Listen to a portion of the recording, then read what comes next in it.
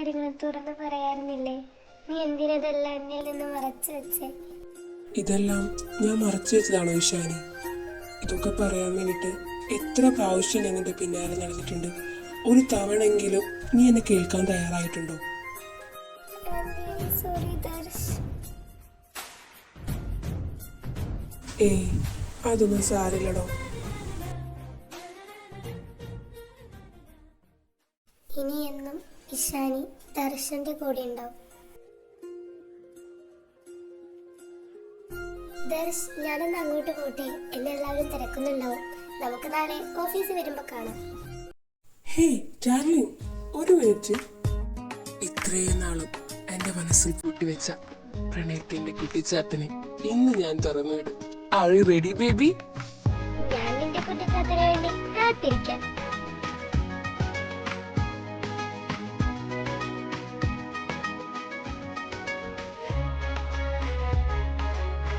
ഇന്നെന്തായാലും സാറിനെ കണ്ട് സോറി പറയണം.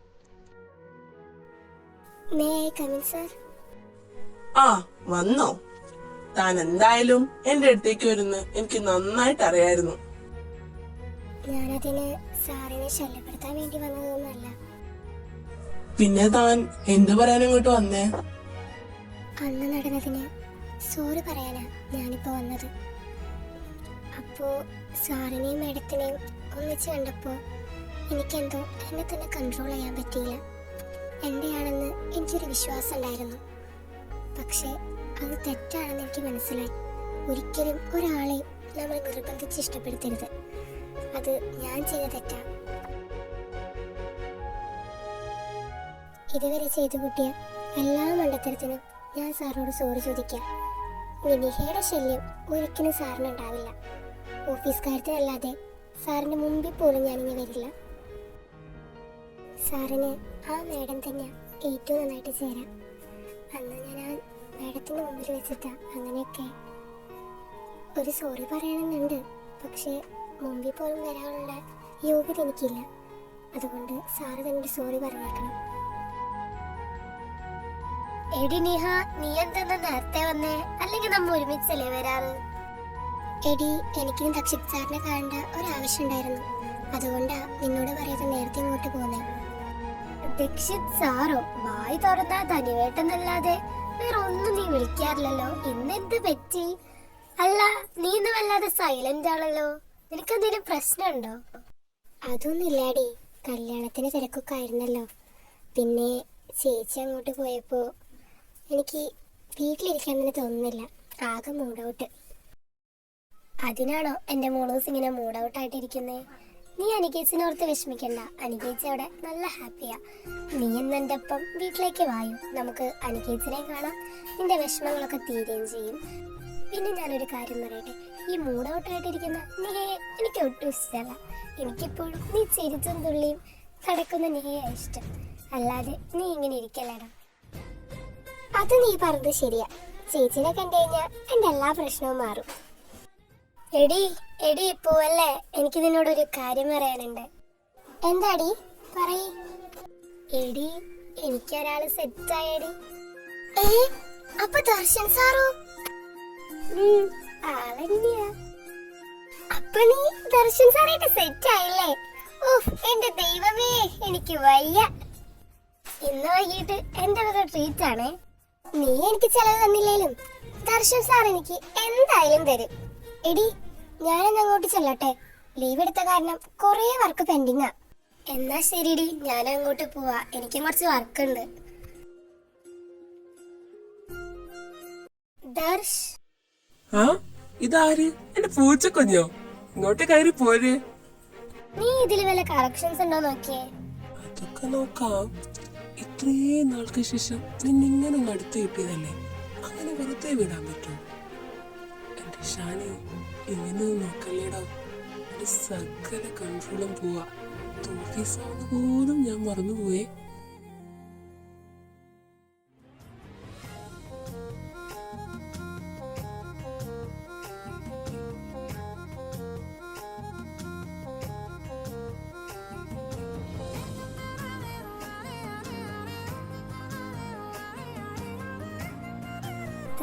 Darsh, no way. അതിന് നീ എന്തിനാ ഇഷാനി ഇങ്ങനെ വേർക്കണേ?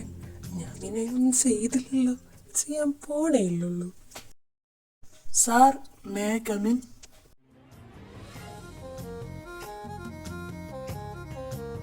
ഓ, ഓരോരുത്തർക്ക് കേറി വരാൻ കണ്ടാ നേരം.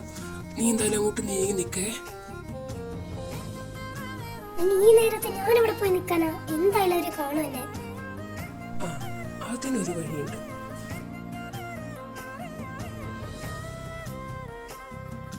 ഓ, ഏത് നേരത്താണ് അവ ഇതിന്റെ ഉള്ളിൽ കേറിയിരിക്കാൻ തോന്നിയത്? തീർന്നു, എല്ലാം തീർന്നു.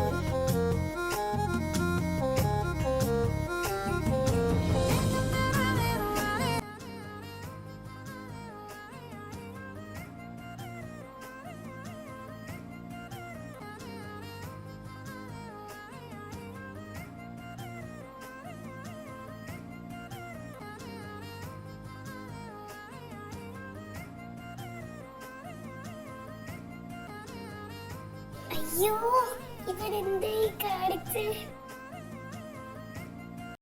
ഇഷാനി, വൃന്ദാമ വിളിച്ചിട്ടുണ്ടായിരുന്നു പെട്ടെന്ന് വീട്ടിലോട്ട് ചെല്ലാൻ. ഞാൻ പോവാന്ന, ചേച്ചിനെ കാണാൻ വേറൊരു ദിവസം വരാം. എന്നാ നീ വീട്ടിലേക്ക് പോയിക്കോ. വൃന്ദാമേ, അല്ല ഇതെന്ത് പറ്റി? രണ്ടാളും ഭയങ്കര സാഡ് ആയിട്ടിരിക്കുന്നേ. ചേച്ചി കുട്ടി പോയ കാരണാണോ? അതോർത്ത് ഇനി വിഷമിച്ചിരിക്കണ്ടേ. ചേച്ചി ഭയങ്കര ഹാപ്പിയാ ചേട്ടന്റെ വീട്ടില്. പിന്നെ ചേച്ചി പോയാലെന്താ, ഞാനില്ലേ ഇവിടെ. അതല്ല മോളെ, വേറെ കുറച്ച് പ്രശ്നങ്ങളുണ്ട്. പിന്നെന്താ പ്രശ്നം? എന്താ കാര്യം അച്ഛാ, എന്നോട് പറയൂ. അത് പിന്നെ മോളെ, നിന്റെ അനുകേടിയും പഠിത്തത്തിന്റെ ആവശ്യത്തിനായി നമ്മളെ സഹായിച്ചത് നിന്റെ അച്ഛന്റെ ബോസാന്ന് നിനക്കറിയാലോ. ആ, അതെനിക്കറിയാം. ഞാൻ അച്ഛനോട് ചോദിക്കണം വിചാരിച്ചതാ. എന്താ സാറ് കല്യാണത്തിന് വരായിരുന്നേ? സാറ് സ്ഥലത്തില്ലാത്ത കാരണം അന്ന് കല്യാണത്തിന് വരാതിരുന്നേ. പക്ഷെ ഇപ്പോഴച്ഛനൊരു കാര്യം അറിഞ്ഞ് നമ്മളെ സഹായിച്ചതും നമ്മളോട് സ്നേഹത്തോടെ പെരുമാറിയതൊക്കെ അനുകമോളെ കണ്ടിട്ടായിരുന്നു എന്ന് അച്ഛൻ അറിയില്ലായിരുന്നു മോളെ. അച്ഛൻ എന്തൊക്കെയായി പറയുന്നേ? അനികേച്ചിനെ കണ്ടിട്ടാണോ? അതെ, സാറിന് അവളെ ഒരുപാട് ഇഷ്ടമായിരുന്നു. അവളെ വിവാഹം കഴിച്ചു കൊടുക്കുമെന്ന് വിചാരിച്ചിട്ടാ സാറ് നമ്മൾ ഇത്രയൊക്കെ സഹായിച്ചത്. ഇപ്പോൾ അവളുടെ വിവാഹം കഴിഞ്ഞെന്നറിഞ്ഞപ്പോൾ സാറിൻ്റെ പാവമൊക്കെ ആകെ മാറി. 3 ദിവസത്തിനുള്ളിൽ തന്ന പൈസയൊക്കെ തിരിച്ചു കൊടുത്തില്ലെങ്കിൽ അച്ഛനെ പോലീസിനെ കൊണ്ട് അറസ്റ്റ് ചെയ്യിപ്പിക്കുന്ന സാറ് പറയുന്നത്. ഇനി നമ്മൾ എന്ത് ചെയ്യും മോളെ? കൊടുക്കാനുള്ളത് 1000-10,000 ഒന്നുമല്ല, ലക്ഷങ്ങളാ. അമ്മയുടെ കയ്യിലിരിക്കുന്ന ഓർണമെന്റ്സും പിന്നെ എന്റെ കയ്യിലുള്ള ഇത്തിരി ബാങ്ക് ബാലൻസ് കൂട്ടിയാലും 3 ലക്ഷം രൂപയുടെ അടുത്തേ ആകും. ഇനിയും വേണ്ടേ അച്ഛാ 2 ലക്ഷം രൂപ? അത് നമ്മൾ എവിടെ നിന്നുണ്ടാക്കും? അത് ഈ 3 ദിവസത്തിനുള്ളിൽ. എനിക്കറിയില്ല മോളെ, ഇനി എന്താ ചെയ്യേണ്ടതെന്ന് എനിക്കറിയില്ല. അച്ഛൻ വിഷമിക്കാതിരിക്കും. 3 ദിവസം സമയമുണ്ടല്ലോ. അച്ഛൻ്റെ മോളാ പറയുന്നത്. നമുക്ക് ഈ പൈസ തിരിച്ചു കൊടുക്കാം. അച്ഛൻ സമാധാനമായിട്ടിരിക്കും. മോളെ, ഇതെനിക്ക് ഒരിക്കലും അറിയരുത്. അവൾക്കത് സഹിക്കാനാവില്ല. ഇല്ലമ്മ, ചേച്ചി ഒന്നറിയാതെ ഞാൻ നോക്കിക്കോളാം. അമ്മ അച്ഛനെ കൊണ്ട് റൂമിലേക്ക് പോയിക്കോ.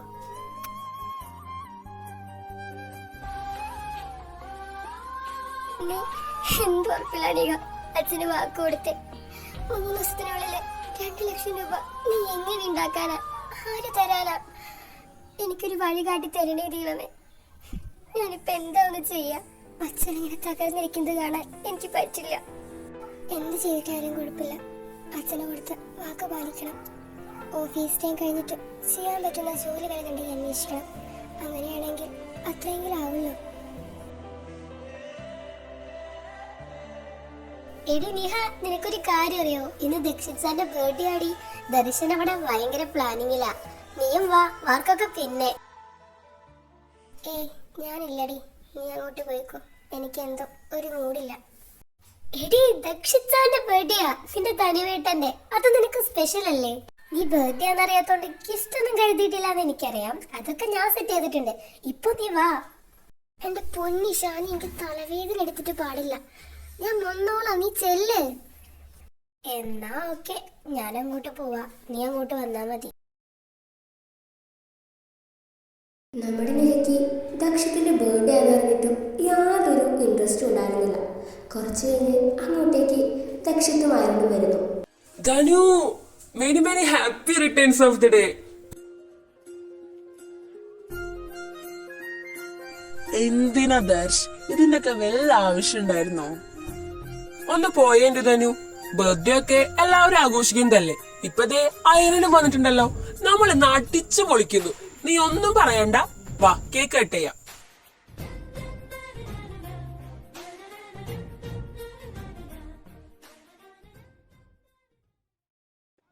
എടി ഷാനി, ഇവിടെ എല്ലാവരും ഉണ്ടല്ലോ, നിഹനെ മാത്രം കാണുന്നില്ല.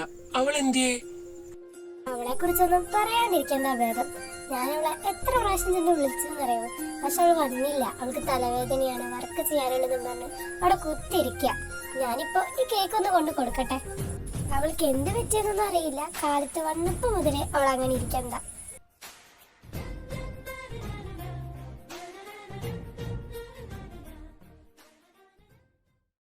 കേക്ക് ഇതെങ്കിലും കഴിക്കി. നിന്നെ ഞാൻ എത്ര പ്രാവശ്യം വന്ന് വിളിച്ചു നിഹ, നിനക്ക് വരാറുന്നില്ലേ? അവിടെ കേക്ക് കട്ടിംഗ് ഒക്കെ കഴിഞ്ഞു. പിന്നെ സാറിന്റെ ഒരു ഫ്രണ്ട് ഉണ്ട്, ഐറിൻ മാഡം. ആള് സൂപ്പറാ, നീ പരിചയപ്പെട്ടില്ലല്ലോ, വാ.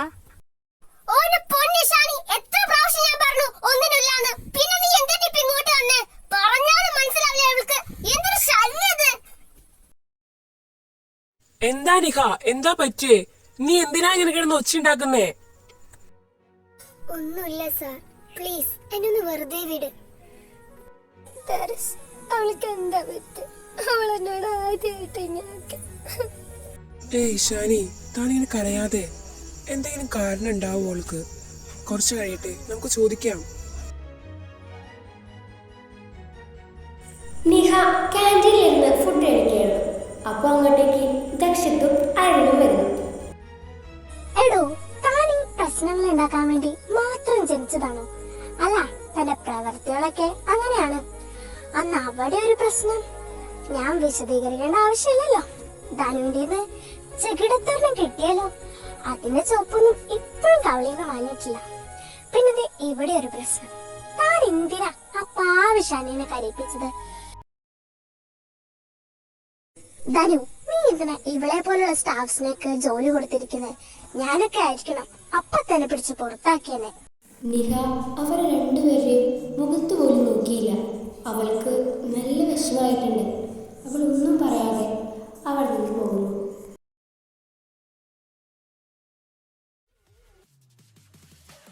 ബോസ്, ബോസ് എന്താ ഇവിടെ? റോഹൻ, നീ ഇവിടെ ഉണ്ടെന്ന് അറിഞ്ഞിട്ട് തന്നെയാ ഞാൻ ഇങ്ങോട്ട് വന്നേ. ബോസിന് എന്നെ കാണുന്നുണ്ടായിരുന്നെങ്കിൽ ഒന്ന് വിളിച്ചാ പോരെ, ഞാൻ അങ്ങോട്ട് വരുമായിരുന്നല്ലോ.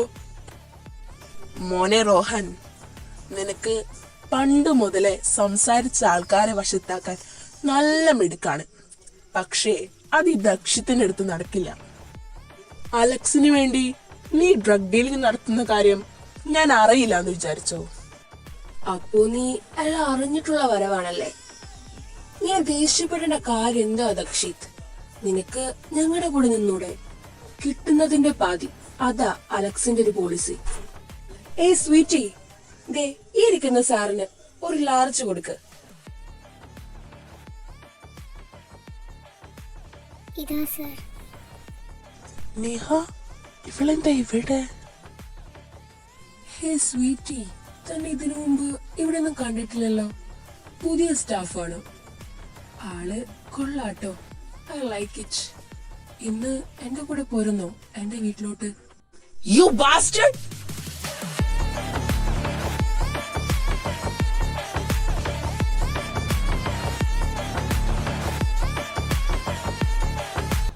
Stop it, idiots!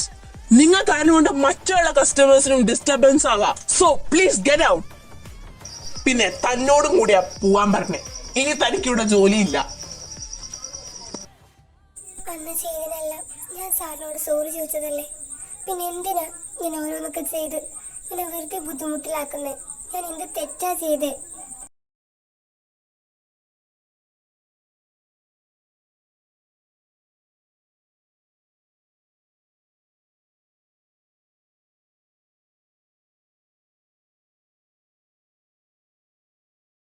നിഹ, തനിക്ക് എന്താ ഇന്നലെ പറ്റിയേ? നീ എന്തിനാ ഇഷാനിയോട് ദേഷ്യപ്പെട്ട് സംസാരിച്ച്? പാവം, ഇന്നലെ കുറെ കരഞ്ഞിട്ടാ ഇവിടുന്ന് പോയി. താൻ ആദ്യമായിട്ടല്ലേ അവളോട് ഇത്രയും ദേഷ്യപ്പെട്ട് സംസാരിക്കുന്നേ? തനിക്ക് എന്തെങ്കിലും പ്രോബ്ലം ഉണ്ടെങ്കിൽ ഞങ്ങളോട് പറയും. എന്നോട് പറയാൻ പറ്റിയില്ലെങ്കിൽ ഇഷാനിയോടെങ്കിലും തുറന്നു പറയും. സാർ, അവൾ എവിടെയാ? എനിക്ക് അവളൊന്ന് കാണണം. അവള് എന്റെ ക്യാബിനിൽ ഇരിക്കുന്നുണ്ട്. താൻ വായു. Ishani, I am really sorry ഡി. ഞാനൊന്നും വേണമെന്ന് വെച്ച് പറഞ്ഞതല്ല.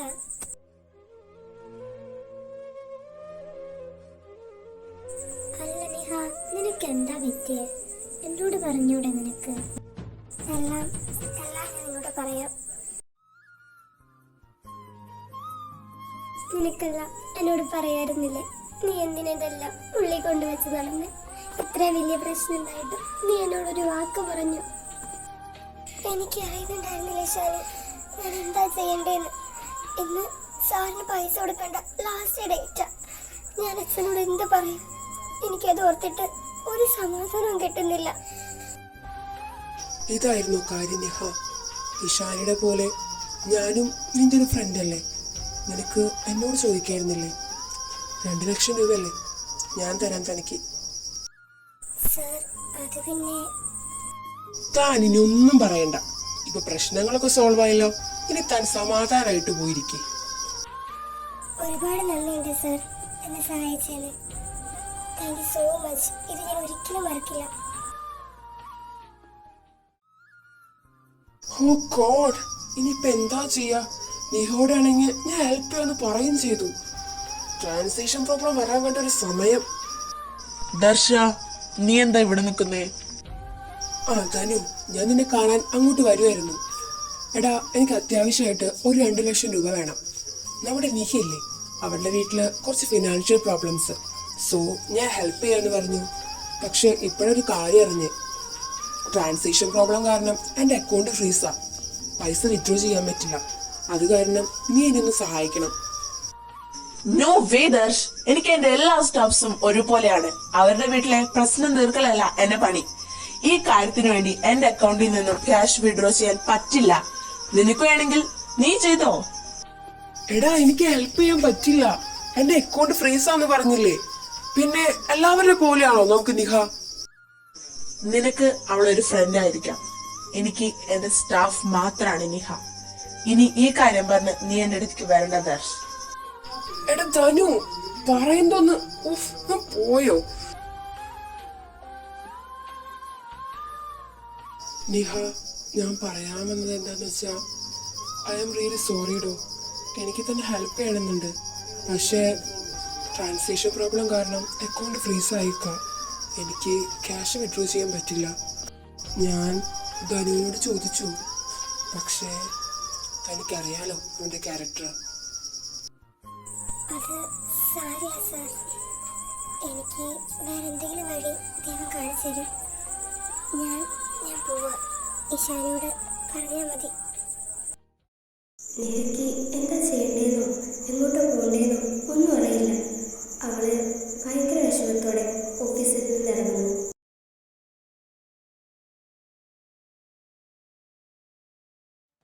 സാർ, അർജുനായിട്ട് എനിക്കൊരു കാര്യം പറയാനുണ്ട്.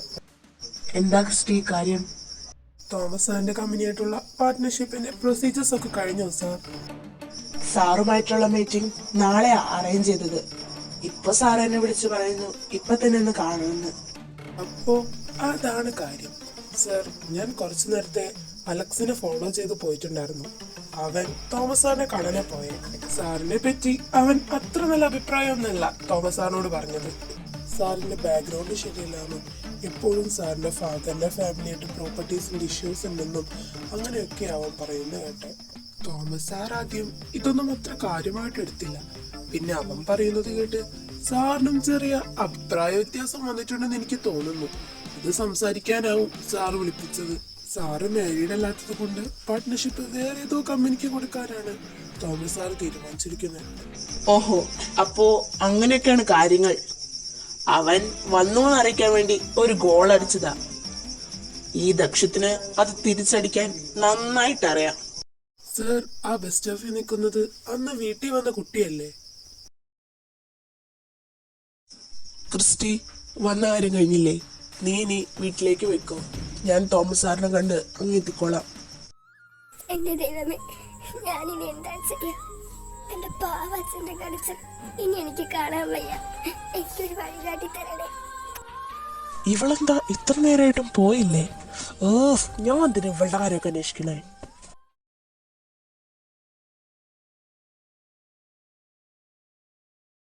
സാരെന്താ പെട്ടെന്ന് കാണണമെന്ന് പറഞ്ഞേ? ആ ദക്ഷിത്, ഞാനിപ്പോ എന്ത് വിളിപ്പിച്ചെന്ന് വെച്ചാ നമ്മളെന്ന് പറഞ്ഞ ആ പാർട്ട്ണർഷിപ്പിന്റെ കാര്യമില്ലേ, അതിപ്പോ എനിക്ക് പ്രൊസീഡ് ചെയ്യാൻ കുറച്ച് ബുദ്ധിമുട്ടുണ്ട്. തന്നെ പറ്റി അത്ര നല്ല ഇൻഫോർമേഷൻ അല്ല ഒരാൾ എനിക്ക് തന്നത്. അതന്വേഷിക്കാതെ എങ്ങനെയാണോ? എന്നെ പറ്റി ആരെന്ത് ഇൻഫോർമേഷൻ തന്നുന്നാ സാറി പറയുന്നേ? അതെങ്ങനെയാണോ ഞാൻ പറയാ? എന്തായാലും തന്റെ ഫാമിലിനെ കുറിച്ച് ഞാനൊന്ന് അന്വേഷിക്കട്ടെ. താൻ മാരീഡ് ആയിരുന്നെങ്കിൽ നമുക്ക് പിന്നെ എന്തെങ്കിലും നോക്കായിരുന്നു. അതിന് ആര് പറഞ്ഞു സാർ ഞാൻ മാരീഡ് അല്ലാന്ന്? ഓ, അപ്പൊ താൻ മാരീഡ് ആണോ? തന്റെ വിവാഹം കഴിഞ്ഞിട്ടില്ല എന്നാണല്ലോ അലക്സ് എന്നോട് പറഞ്ഞത്. അലക്സിന് എങ്ങനെ എന്റെ കാര്യങ്ങൾ അറിയാം? അതറിയണമെങ്കിൽ എന്നോട് തന്നെ ചോദിക്കണ്ടേ? This is my wife, missus Niha Dakshit.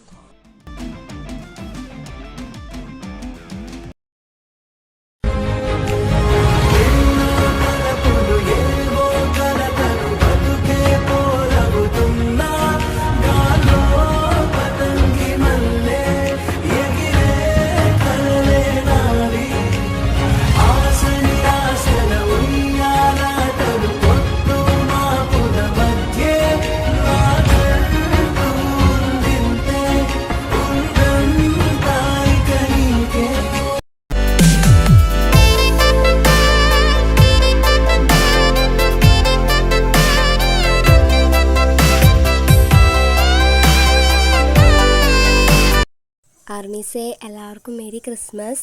ഇപ്പം ഞാൻ വന്നത് ഒരു ഇമ്പോർട്ടൻ്റ് കാര്യം പറയാനാണ്.